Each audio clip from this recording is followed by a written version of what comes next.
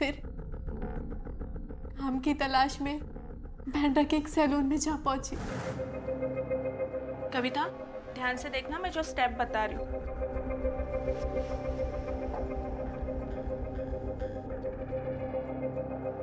जिंदगी जैसे थोड़ा पटरी पे आ गई हूँ और उसी वक्त रवि से मुलाकात हुई मेरी।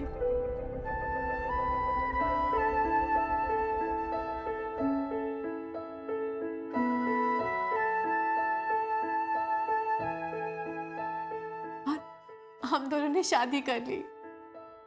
तांबले कब मिला तुम्हें? शादी के पहले या शादी के बाद? शादी से पहले। रवीश अपनी जॉब को लेकर बहुत डेस्परेट थे, जो कि उन्हें मिल नहीं रही थी। इसीलिए इतने सालों बाद मैं तांबले से मिली। तांबले साहब, अगर आप रवीश की कोई जॉब लगवा देते हो, बड़ी मेहरबानी होती है आपकी। ठीक है, मैं अपने पहचान वाले से बात करूंगा। Thank you so much.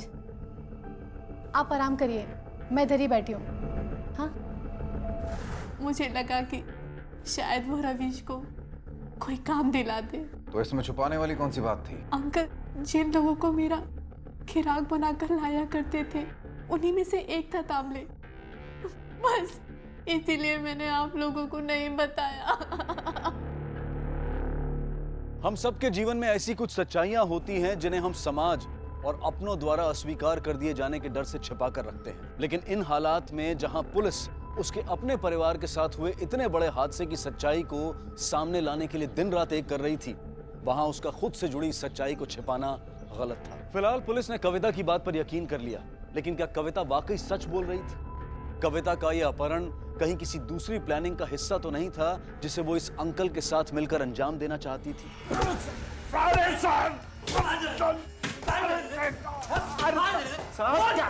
उठ, उठ, उठ, उठ, उठ, साले, बोलना शुरू कर, हड्डियां तोड़ दूंगा तेरी मैं, बोल। आपको जो करना है कर लो, बेल तो मुझे मिल जाएगी। इस बार तुझे बेल नहीं मिलेगी, क्योंकि अपनी औकात से बड़ा हाथ मार लिया है तूने। जब कविता की किडनैपिंग के साथ साथ 3 मर्डर के चार्ज लगेंगे ना तुझ पे, तो मुंबई का कोई लॉयर तुझे बेल नहीं दिला पाएगा। मर्डर? सर मैंने कोई मर्डर नहीं किया है। रवीश को उसके साथ तो मैं जाने की हिम्मत ही नहीं करता, तो उसके सामने तो मैं उसका खून कैसा करूंगा? क्यों, ऐसा क्या किया तो उसने तेरे साथ? मैंने किया क्या? मार क्यों रहे हो तुम लोग? सुन बे, अब तक जो तेरी शन्नो थी ना, अब वो मेरी कविता है, मेरी बीवी। आज के बाद उसकी तरफ आंख उठा के भी देखी ना, तो तुझको यहीं पे फाड़ कर रख दूंगा साले, समझा तू? दिमाग से एकदम एड़ा था साहब वो। फ्रेडी,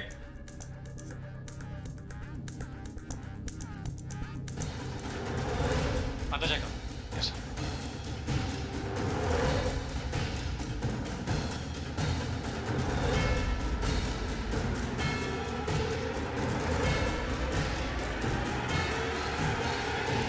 सर, फ्रेडी नहीं है अंदर।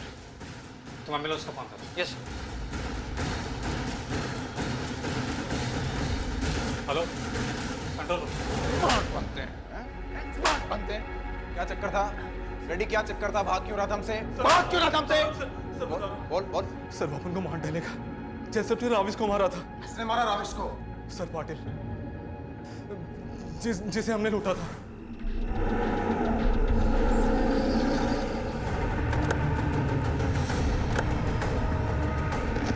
माना तुम? कौन छोड़ बैग मेरा? बैग छोड़!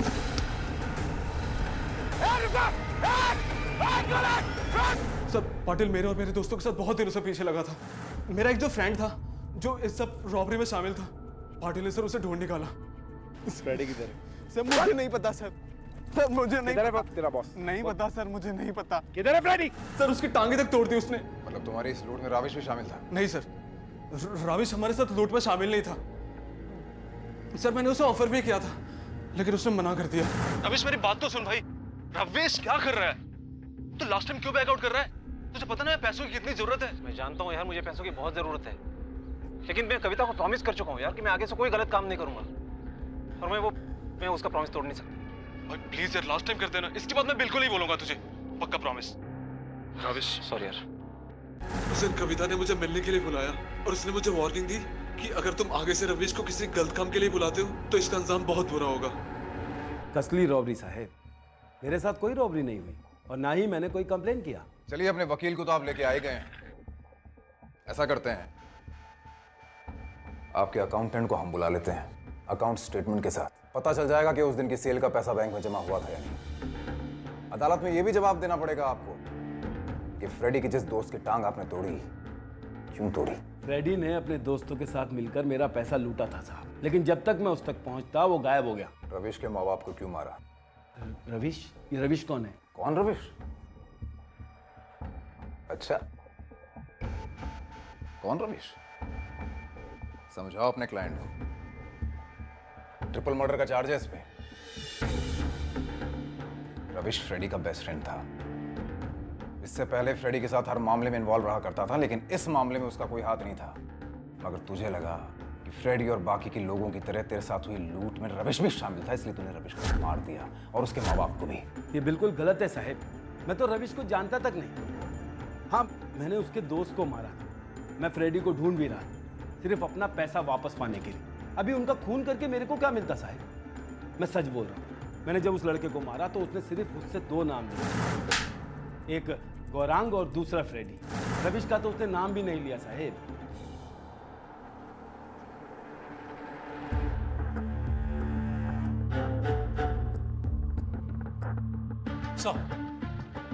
गौरांग और उस ग्रुप के सभी लड़कों से बात की सर। उनमें से किसी ने भी पाटिल को रविश का नाम नहीं बताया था और पाटिल और उसके आदमियों के बारे में भी पता किया सर। जिस रात वो मर्डर हुए थे उस रात तो उस एरिया के आसपास उनमें से कोई भी नहीं था। लेकिन क्या? लेकिन सर लूट की वारदात के 2 दिन बाद पाटिल चारकोप में ही था, रविश के ही एरिया में। रविश को नहीं जानता कहा तूने? तो लूट के 2 दिन बाद उसके एरिया में क्या कर रहा था तू? रविश का एरिया? कौन सा एरिया साहब? 15 नवंबर चारकोप में था तू। हमारे पास सबूत भी हैं और गवाह भी। याद आया?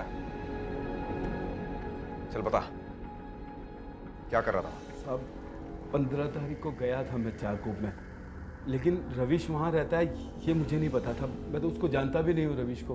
अब मेरा भाई डेवलपर है, उसने एक बिजनेस मीटिंग अरेंज की थी, उसी के लिए मैं गया था। फिर बात जमी नहीं तो मैं वापस आ गया। अच्छा, और किसके साथ हो रही थी तेरी ये बिजनेस डील? वो गोयल करके कोई आदमी था सर, जो वो सेक्रेटरी था एक बिल्डिंग का।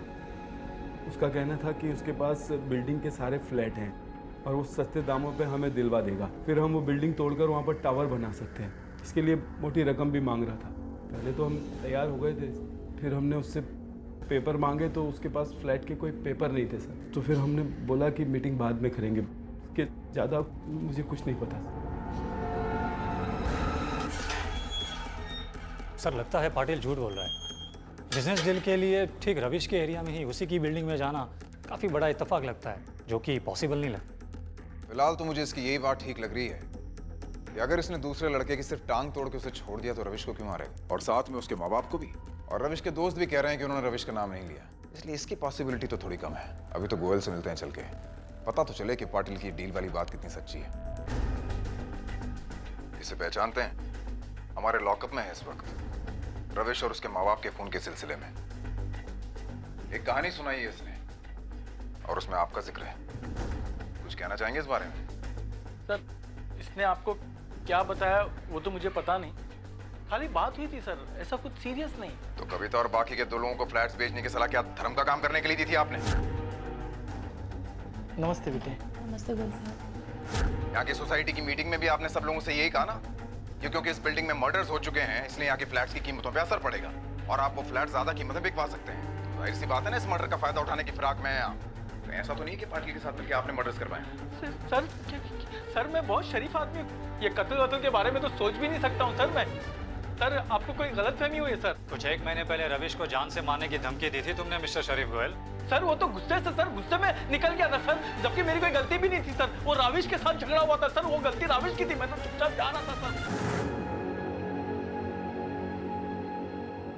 ए हीरो, ये सोसाइटी है क्या? दारू पी के गिलास फेंक रहा है। चल जा, अभी नाटक मत कर अंकल, जा, अभी हो गया बस। ए तेरी एक गुंडागिर्दी यहाँ नहीं चलेगी, समझा क्या? क्या क्या अंकल, तुझे प्यार से बोला ना, भी बोला ना, प्यार से बोला ना, समझ में नहीं आया, दूसरे ढंग से समझाऊं? गुंडागिर्दी करने का है क्या? रवीश, क्या हो रहा है? कुछ नहीं पापा, आया बस। अभी पापा ये तो छोड़ रहा हूँ बेटा, नहीं तो यही निपटा दिया था तुझे, समझा? ऐसी तेरी गुंडागर्दी चली ना तो कोई एक दिन तेरा ही निपटारा करके चला जाएगा। हाँ अच्छा, कर लेना बेटा, चल आजा। धमकी नहीं दिया था सर, उसे समझाया था। और सर गुस्से में अगर मुंह से कुछ निकल जाए तो सही में थोड़ी किसी को कोई मार देता है सर। जिस रात कत्ल हुआ उस रात 9:30 से सुबह 8:30 के बीच कहाँ थे? हाँ सर, मैं अपने घर पे ही था सर। मैं वीडियो कॉलिंग पर अपने बेटे से बात कर रहा था 4 बजे तक का। उसके बाद एक साइड पे जाके 3 पत्ती खेल रहा था। आप चाहे तो चेक कर सकते हैं सर। कंप्यूटर कहाँ है आपका? सर वो पाटिल और उसके भाई के साथ जो मैं बात कर रहा था वो रीडेवलपमेंट की कर रहा था सर। और आप तो अभी आए, देखिए ना बिल्डिंग की हालत क्या है सर। सर अगर इस कत्ल के पीछे किसी का हाथ हो सकता है तो वो है कविता, रविश की पत्नी। क्यों? क्योंकि कविता ने आपको फ्लैट बेचने से मना कर दिया इसलिए? अरे नहीं सर, सर मैंने अपनी आंखों से देखा है कविता को रविश को ब्लैकमेल। हाँ, मैं प्रेग्नेंट हूँ। तुम्हारे सास ससुर को पता था इस बारे में? जिस दिन ये सब हुआ उसी दिन हमने सबको बताया था। और सर ये बात जानकर सब बहुत खुश भी हुए थे। तुम भी? जी? मैंने पूछा तुम भी? ये कैसा सवाल है? मैं माँ बनने जा रही थी तो मुझसे ज्यादा और कौन खुश हो सकता था? लेकिन हमें पता चला कि तुम्हें बच्चा नहीं चाहती थी। रविश को धमकियां दे रही थी कि तुम इसे अबॉर्ट करवा दोगे। सर अगर इस कत्ल के पीछे किसी का हाथ हो सकता है तो वो है कविता, रविश की पत्नी। कविता क्या है ये सब? कविता, हम लोग बात कर सकते हैं इस बारे में, ये सब क्या है? बस रवीश, हम इस बारे में और बात नहीं करेंगे। या तो तुम्हें मेरी बात माननी होगी वरना मैं हमारे बच्चे को गिरा दूंगी, समझे तुम?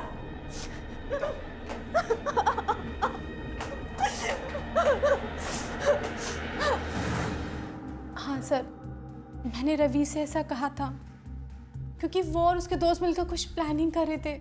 सर मुझे नहीं पता क्या प्लानिंग कर रहे थे, पर कुछ तो गलत कर रहे थे। और सर मैं नहीं चाहती थी कि रवीश ऐसा कुछ गलत करे, इसलिए मैंने रवीश को धमकी दी थी अगर उसने कुछ गलत कदम उठाया तो मैं बच्चा गिरा दूंगी।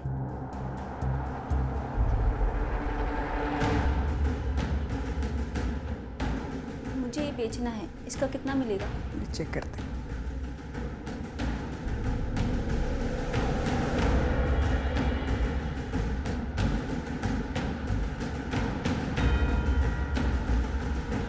इसको वजन करो, देखो कितना है। Hello, police station.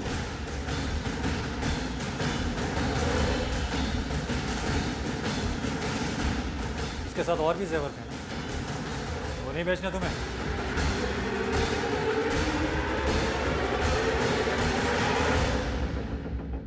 ये सब मैंने नहीं चुराया साहब, मैं सच्ची बोलती है, मैंने कुछ भी नहीं किया है। मैं तो कांदीवली के करवट में भीख मांगती है। चुराया नहीं तो कहाँ मिला? भीख दिया किसी? नहीं सर, वो तो उस दिन मैं भीख मांग रही थी तब।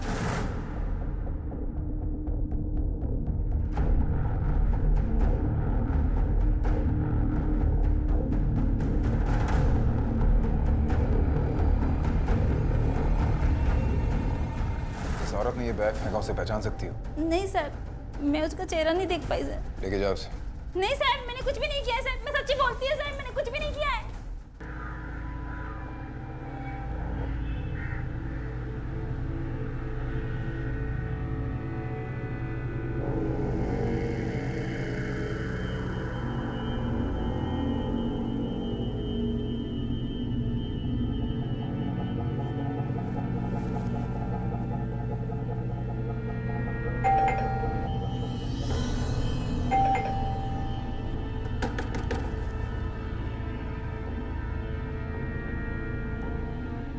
चाबी।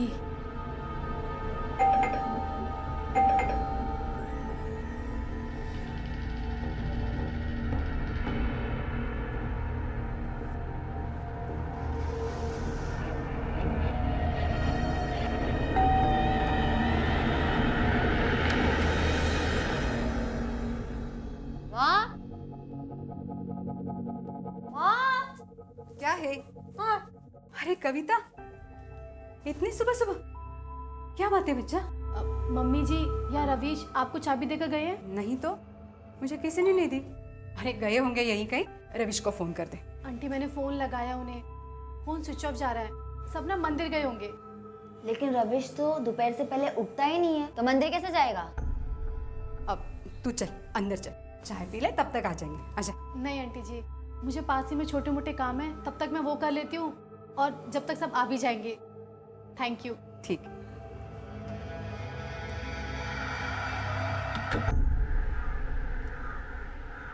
और भैया कितना टाइम लगेगा? बस हो गया मैम, अभी हो गया।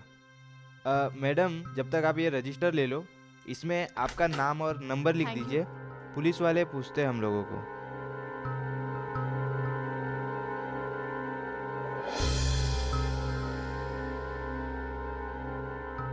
थैंक यू भैया। जी मैम।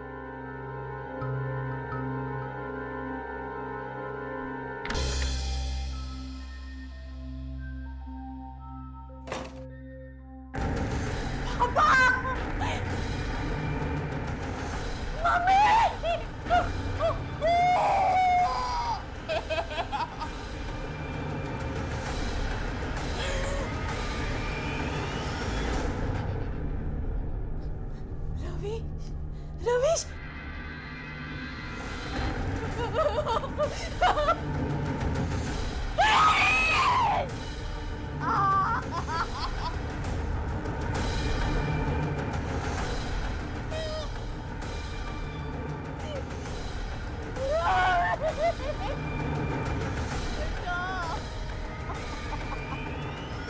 एक अंधेरी और शांत रात में मुंबई के चारकोप इलाके में स्थित वृंदावन सोसाइटी के लोग जब अपने अपने घरों में गहरी नींद में सो रहे थे, तब उन्हीं के बीच रहने वाले एक ही परिवार के 3 लोगों की उन्हीं के घर में चाकू से गला रेतकर हत्या कर दी गई। इस परिवार का एक ही सदस्य जीवित बचा था और वो थी इस परिवार की बहू कविता, जो उस रात घर पर नहीं थी जब यह घटना घटी। कविता का उस रात घर पर ना होना ये उसकी किस्मत थी, एक संजोग था, या फिर एक सोची समझी साजिश का हिस्सा।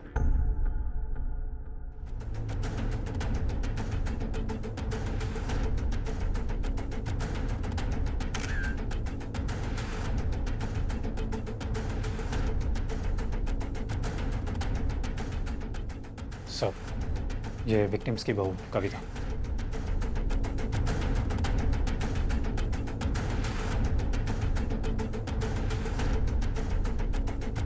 सर, फोर्स एंट्री का कोई साइन नहीं दिखता। मर्डर वेपन भी गायब है। इनके पास की नहीं थी, इसलिए की मेकर को बुलवा कर लॉक खुलवाया था। वैसे सर, अंदर जैसे सामान बिखरा हुआ है, लगता है मामला लूट का है। इनका भी कहना है कि सेफ में कुछ ज्वेलरी और कैश थे जो अब नहीं है।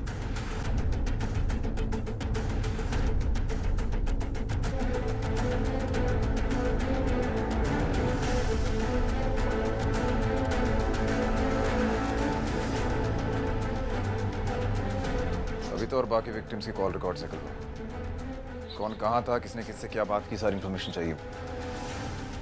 अगर घर का कुछ सामान मिसिंग है तो उसकी लिस्ट बना, और अगर ज्वेलरी की फोटोग्राफ्स मिलते हैं तो उनके प्रिंट्स निकलवा के सारे मार्केट में सर्कुलेट करवा। इन केस कोई उन्हें बेचने की कोशिश करता है तो उन्हें पता चल जाए। यस।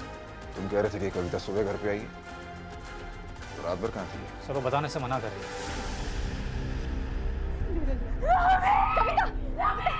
अरे कविता, संभाल अपने आप को। कविता, कविता, अरे संभालो।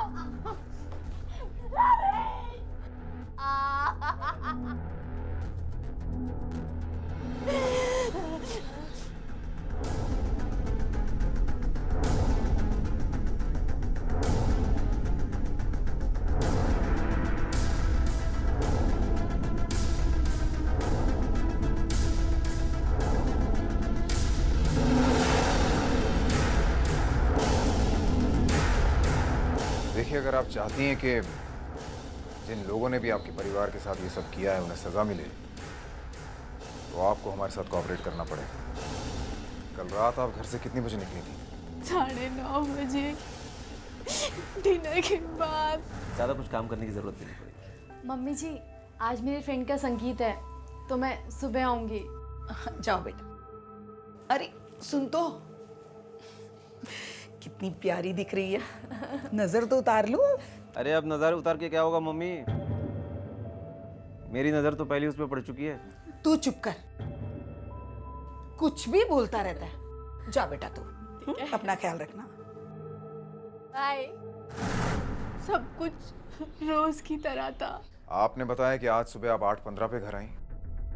रात भर कहाँ थी आप? मैं आपको नहीं बता सकती। देखिए, क्रिमिनल इन्वेस्टिगेशन है, कोई क्विज शो नहीं है कि आप क्वेश्चन पास कर सकती हैं ऐसे।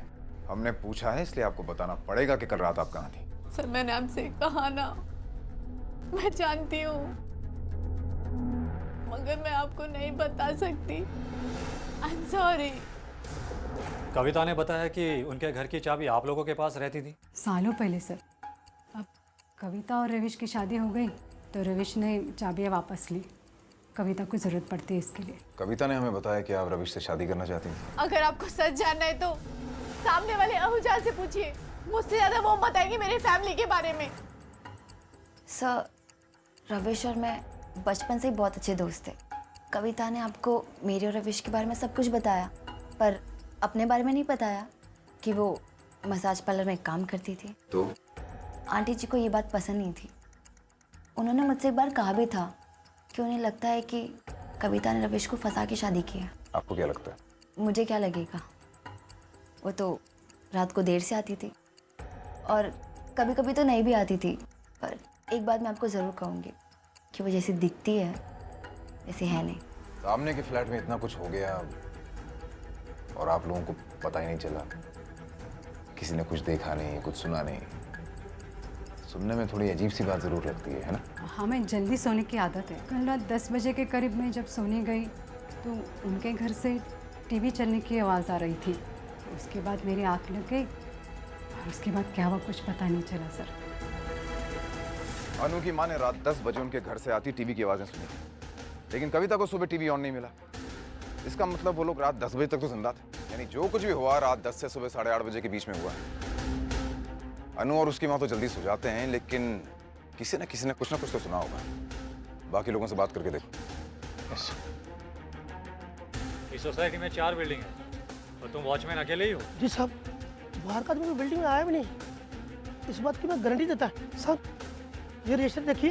कोई खून करने आएगा तो रजिस्टर में एंट्री करके आएगा। साहब मैं सच कहता हूँ, बाहर का आदमी कोई आया नहीं। रात को गेट पे ताला लगा के मैं पूरी बिल्डिंग में घूमता हूँ। कल रात जब कविता यहाँ से गई थी तो क्या तुमने उसे देखा था? हाँ साहब देखा था, लेकिन 9:30 बजे थे। वो तैयार होकर जा रही थी, शायद कोई पार्टी में। सर ये तो एक ना एक दिन होना ही। मतलब ऐसा क्यों कह रहे हैं आप देखिए ना सर, कंपाउंड की वॉल इतनी नीचे है, सीसीटीवी तो रहने दीजिए। 4 बिल्डिंग का सिर्फ एक वॉचमैन है और वो भी पूरा दिन रेडियो सुनते रहता है। और सर इन लोग की भी गलती है, पूरा दिन दरवाजा खुला, बोले तो झगड़े, लोग आ रहे जा रहे, कितना रिस्की एनवायरनमेंट है।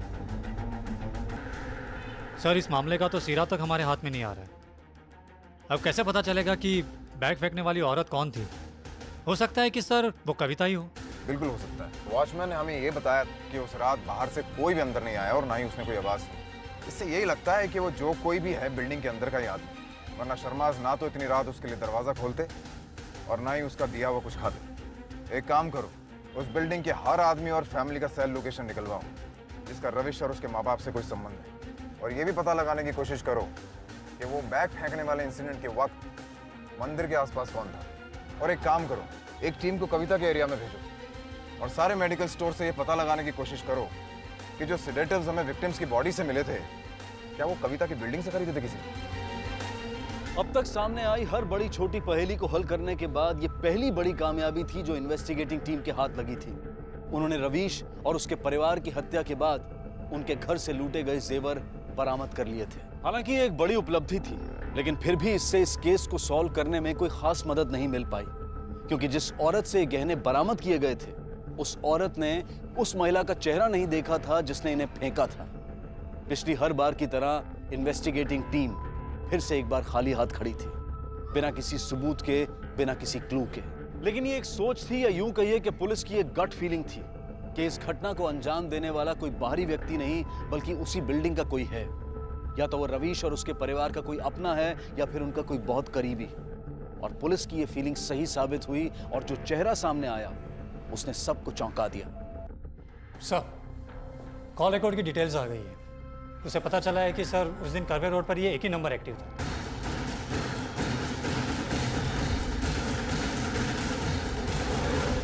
सीधा सवाल करता हूं, सीधा जवाब देना।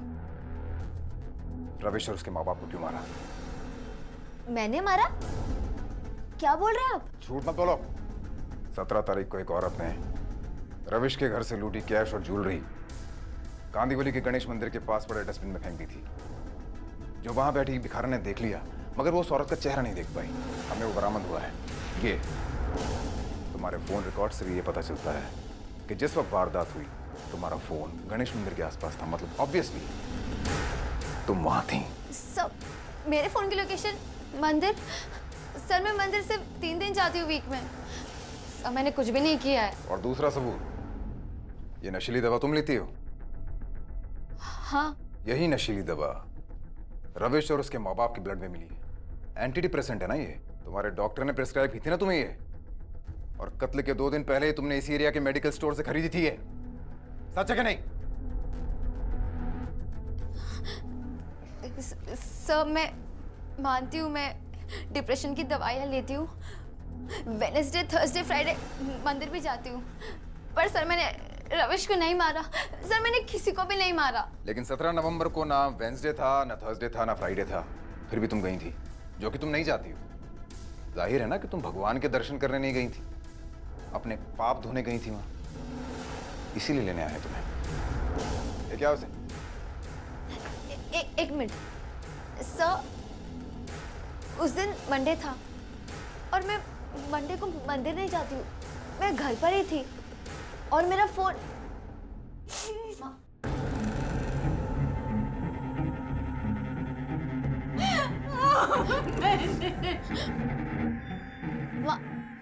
मुझसे देखा नहीं गया तेरा तड़पना। अनु प्रेग्नेंट हो गई थी। रविश उसके साथ था, मगर रवि ने उसे अपनाने से इनकार कर दिया, ये कह के कि उसे शादी नहीं करनी थी। मैंने उसके माँ बाप के पैर भी पड़े थे। देखिए, वो बच्चा रवीश का है या किसी और का, ये सब हम नहीं जानते। अरे गलती आपकी बेटी से हुई है ना, तो उसकी सजा हम क्यों भुगते? नहीं, बस बहुत हो गया, अब आप जाइए यहाँ से, माफ कीजिए। जो भी हुआ भगवान की मर्जी समझकर मैंने मान लिया और बच्चा गिरा कर अनु की शादी कर दी। और वो शराबी निकला, रोज मारता था इसे। और उस दिन अनु, क्या हुआ बेटा? क्या हुआ बेटा? क्या ढूंढ रही? क्या चाहिए तुझे? अरे बोल तो सही बेटा, क्या चाहिए तुझे? अरे देख अनु, क्या कर रही तू? पागल हो गई क्या तू? छोड़ दे! क्या कर रही तू? एक मिनट, मैं तेरी माँ हूँ ना, मुझे बता, क्या बात? हाँ, क्या बात? माँ, वो बेटा है मुझे आंटी जी ने दी थी रमेश के मामले। माँ कभी तो माँ पहले वाले में रमेश को बच्चा होने वाला। घर में सारे लोग बहुत खुश थे, पर माँ ये खुशियाँ तो मैं भी दे सकती थी उस घर को। माँ, मैं जीना नहीं चाहती माँ। नहीं अनु, मैंने तभी सोच लिया मैं किसी को नहीं छोड़ूंगी।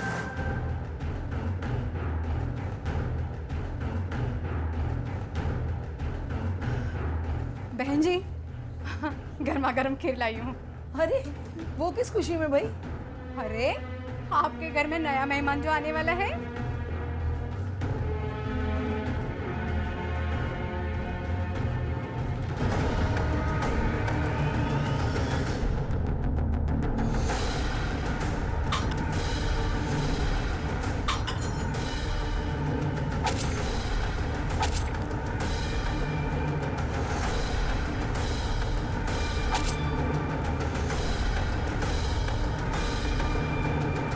ऐसा लगे कि घर में चोरी हुई थी और चोरों ने सबको मार डाला।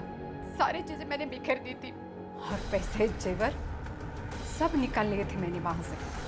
मैं तो कविता को भी मार डालना चाहती थी, लेकिन उसकी किस्मत अच्छी थी कि वो घर पर नहीं थी। मुझे कोई पछतावा नहीं है उनको मारकर। शांति मिले मुझे उन्हें मेरा देखकर।